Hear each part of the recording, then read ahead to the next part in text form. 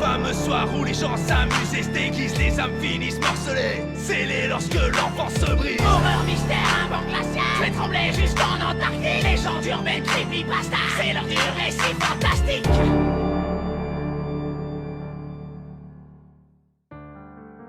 Durant cet été, il m'a été donné de rencontrer une gamine qui était accro à des poupées bizarres. Des fillettes en plastique, avec une tête de chibi et des yeux faits de boutons. Ce dernier point m'avait fait faire une grimace, ce qui m'avait valu quelques reproches de sa part. En rentrant chez moi, je me suis demandé quelle était la société qui avait eu l'idée de faire jaillir ces horreurs.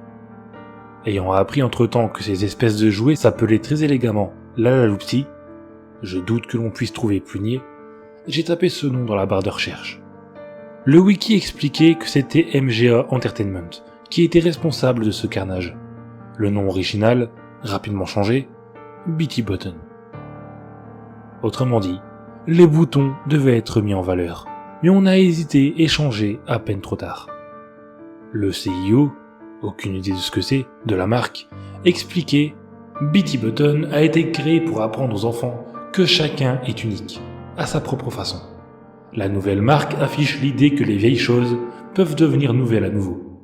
Tout peut être réutilisé, et rien ne doit jamais se perdre. » D'après la compagnie, les poupées étaient confectionnées pour encourager l'imagination des enfants et leur créativité, et pour enseigner des leçons de vie importantes, comme la diversité, l'individualité et l'idée que tout sert à une seconde vie. Bref, le discours banal du marketing pour justifier qu'on veut simplement se faire du pognon. Tout de même intrigué par la dernière phrase, j'ai cherché le nom de l'orateur, Isaac Loriam, sur internet. N'ayant rien d'autre à faire, j'ai farfouillé un peu dans chaque haut de Google, pour tomber sur des images d'Isaac Newton, la biographie de Rousseau ou un tableau de Bosch. Pour voir jusqu'où on pouvait aller, j'ai regardé la 20e page, la 30e. À la 45e page, un seul résultat s'affichait, en anglais. My first website, Isaac Larian. J'ai ouvert le lien dans un nouvel onglet. Juste après, le résultat a disparu, et d'autres sont apparus. Je suis allé voir en bas de la page, un avertissement s'affichait, près du 44e haut de Google sélectionné. Afin d'afficher les résultats les plus pertinents, nous avons omis quelques entrées qui sont très similaires aux 443 entrées actuelles. Si vous le souhaitez, vous pouvez relancer la recherche pour inclure les résultats omis. Trop tard. Juste à côté, la page était déjà chargée. Un fond violet, un titre en bleu, My First Website, souligné d'un sous-titre rouge, Isaac Larian. Le premier site d'un businessman. Pourtant il devait avoir autour de 59 ans, soit bien 46 ans au moment où il avait créé ce site, comme l'a testé le June 2000, en italique en haut à droite. Apparemment, le site faisait office de cours de business. Je vais traduire. Je m'appelle Isaac Larian. À mes heures perdues, je fais de l'informatique sur Internet. Ce domaine étant un peu émergent, je tiens à féliciter celui qui aura trouvé cette page. Et pour l'en récompenser, il pourra lire tout ce que j'y ai écrit. Tout. S'en suivaient des lignes sur la fondation d'une entreprise, la maîtrise durant un déficit, et l'image de marque s'apparentant à une spécialité. Bref, rien de vraiment intéressant.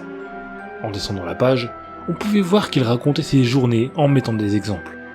J'ai licencié un homme. Dites-vous bien que ce n'est pas un crime. Les procédures ont suivi et il n'a pas réagi.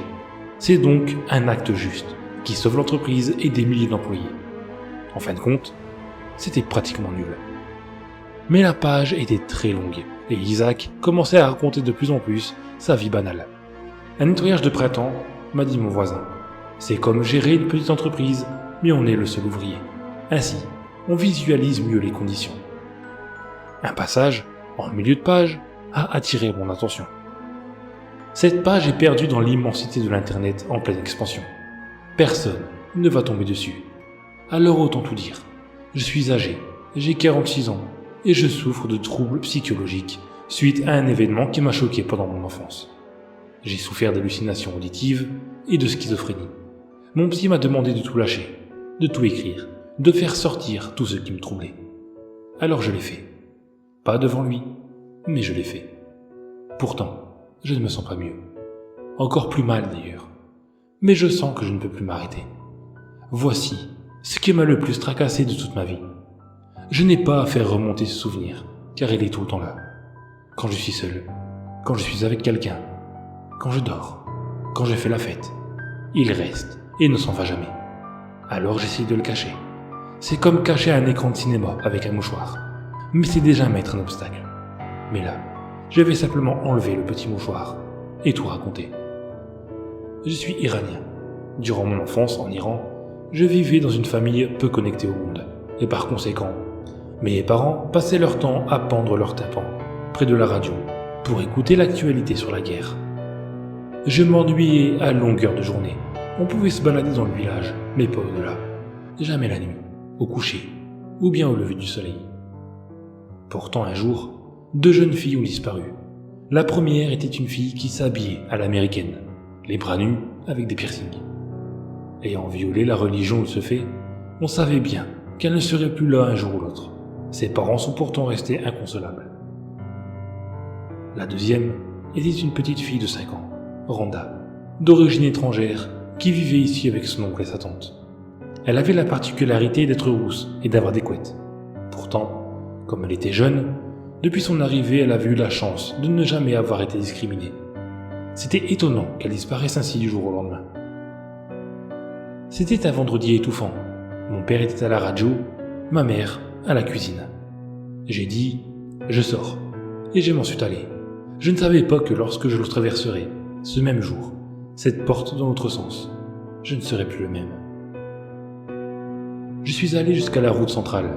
Là-bas, il n'y avait que des vieux qui jouaient au tric-trac en buvant du café. Ce n'était pas eux qui allaient me déranger.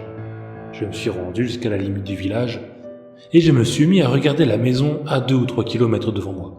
Une maison en bois, à 2 étages, comme on n'en trouvait jamais à l'époque, qui se tenait ici depuis 1945. On disait qu'un fou européen l'avait fait construire. Cela faisait plusieurs années que je ne m'étais mis en tête d'aller la visiter, malgré tout ce qu'on racontait sur elle. La maison d'un fou rend fou. Ne cessez de répéter les vieux. Soudainement, j'ai pris ma décision. J'ai regardé à droite, à gauche, derrière. Pas de vigile. J'ai franchi la petite ligne de terre. J'ai passé la cabane du vigile, vide. J'ai ouvert la porte du grillage barbelé. Et je suis sorti. Personne ne m'avait vu. J'ai refermé délicatement le grillage à l'aide d'un bâton, que j'ai laissé devant pour pouvoir revenir. J'étais sur la route par laquelle arrivaient les provisions. Il était midi, le camion n'allait pas tarder, le vigile non plus. J'ai couru, quitté la route et sprinté vers la cabane, mes chaussures frottant le sol terreux et sec. Après 5 minutes de course moyenne, je me suis arrêté. De là où j'étais, on pouvait voir le camion de provisions arriver, un tout petit point noir à l'ouest. Si on voyait ma silhouette, j'étais cuit. Je me suis aplati par terre et j'ai rejoint un petit creux où me cacher. J'ai patienté longtemps. Quand j'ai enfin relevé la tête, le camion était parti. Je suis sorti du creux et j'ai marché vers la maison. De près, elle semblait encore plus belle que je ne me l'imaginais. On aurait dit un des chalets suisses dont parlait ma grand-mère, qui avait beaucoup voyagé. J'ai marché vers la porte. Sur la petite estrade, le sol de bois était magnifique. N'écoutant que mon courage, j'ai ouvert la porte. J'ai atterri dans un salon rempli de morceaux de tapis miteux. Des bouteilles de whisky bonifiées derrière un bar, au fond. Un petit escalier à droite menait à l'étage supérieur. Je l'ai pris. Le bois résistait particulièrement bien malgré son âge. Une salle vide, plongée dans la pénombre, m'a accueilli. J'ai pris peur. Quelque chose me conseillait de repartir. Je ne savais pas quoi, mais cette chose me le hurlait au fond de moi-même. Mais je me suis ressaisi. Une lampe à huile traînait à côté de moi, avec à côté d'elle ce qui semblait être un fond d'huile à brûler dans un galon. J'ai réussi à verser un peu d'huile dedans, sortir des allumettes de ma poche et donner la lumière.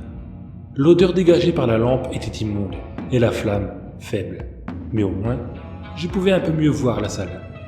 Il y avait 3 masses par terre. Je me suis approché en me prenant une toile d'araignée. C'était un manteau qui enveloppait quelque chose. J'ai regardé la deuxième. Un deuxième manteau, enveloppant une deuxième chose. Mon regard est retourné vers le premier manteau. Le cri que j'aurais voulu pousser était si grand qu'il n'est pas parvenu à sortir de ma gorge. Un cadavre, les yeux livides, en soutien-gorge en cuir noir, avec du fard violet sur les paupières et un piercing dans le nez, me regardait. Terrorisé, j'ai regardé de l'autre côté. Un autre cadavre, avec 2 jambes anormalement minces, enrobé d'un collant rose à pois blanc, une jupe bleue à pois blanc, une tête déformée, gonflée, des cheveux roux en couette. Mais le pire, c'était les yeux. On les lui avait crevés, puis on avait cousu ses paupières ensemble, en rajoutant un bouton bleu pour chacun. J'ai jeté un coup d'œil vers la 3e masse. Elle bougeait. C'était quelqu'un de dos qui dormait, bien vivant. J'ai contourné le premier cadavre, au bord de l'évanouissement, et j'ai pris la fuite en faisant le moins de bruit possible. En partant, j'avais touché une des 2 couettes de la fille rousse, rigide et dure comme de la pierre. Elle était figée. Il reste un dernier détail qui me revient sans cesse au flashback. Juste avant de descendre l'escalier, il me semble revoir une image et un son. J'entends un mot, un bratz très court. Mais dans mon souvenir, à ce moment précis, il me semble voir bouger les lèvres du premier cadavre. Cet événement m'a terriblement choqué. C'est bon, je l'ai raconté, mais je ne suis pas satisfait. Je veux en faire plus, le dire à tout le monde, de toutes les manières existantes, sous toutes les formes. La page se finissait là, sous toutes les formes. J'ai regardé l'adresse du site. Au moment où je la copiais, la page a disparu et a été remplacée par Firefox ne peut trouver le serveur à l'adresse suivante. Bon, l'adresse n'était pas celle-ci, elle était beaucoup plus longue. L'adresse était désormais définitivement perdue. J'ai cherché une image de la Lalaloopsy.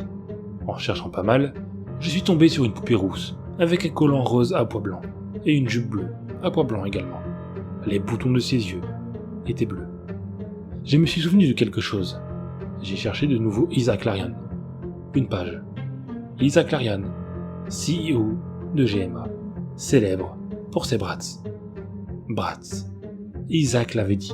Il voulait se soulager, par toutes les formes, même 13 ans après. J'ai repensé à la poupée de la fillette. La prochaine fois, j'aurai une pensée émue envers cette petite fille rousse de 5 ans. Au moins, j'espère que Larian aura réussi à se soulager.